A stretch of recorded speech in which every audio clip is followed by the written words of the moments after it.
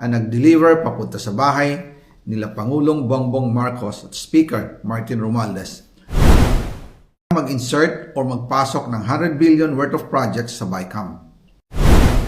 Sana po ay hindi nila ako mapatay bago ko mailabas ang lahat. Ginawa ko lang ang utos sa akin, pero ngayon, handa na akong harapin ang lahat. Ginagamit ng administrasyon ang buong resources ng bansa para tumahimik ako. That he will shoot me if I will talk. Gagamitin ako bilang panakipbutas sa kanilang kampanya laban sa korupsyon. Hindi na ako mananahimik, ilalabas ko ang lahat ng katotohanan. May resibo, may ebidensya, at may pangalan.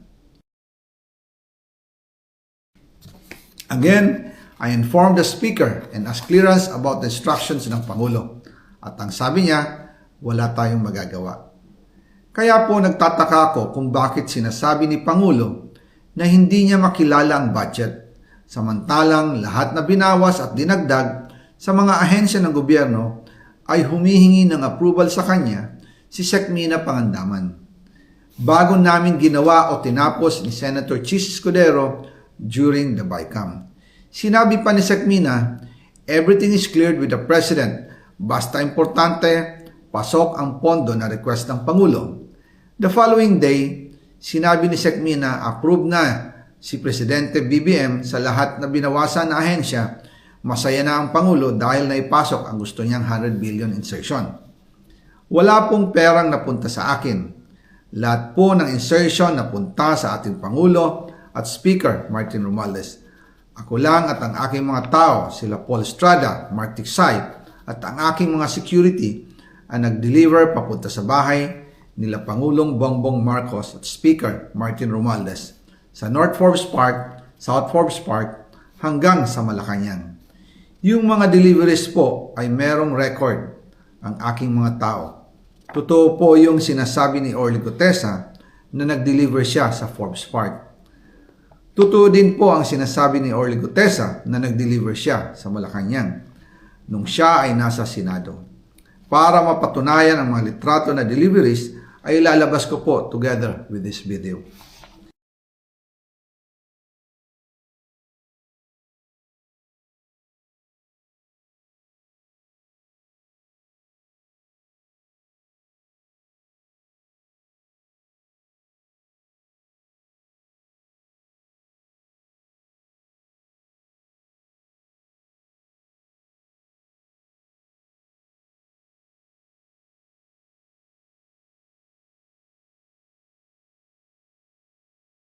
After po ng approval ng budget sa General Appropriations Act of 2025, nagtanong po ako sa DPWH kung magkano ang kailangan na ibigay sa Office of the President o ang SOP na bigayan.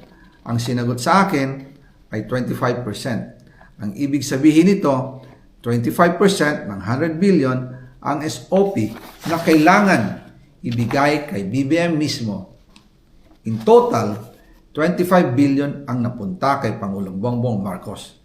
Kaya ngayon ay hinahamon ko si Ombudsman Remulla kung seryoso talaga siya sa mga sinasabi niya sa kanyang press release na idadamay niya pati si Martin Romualdez kung magbibigay ako ng ebidensya.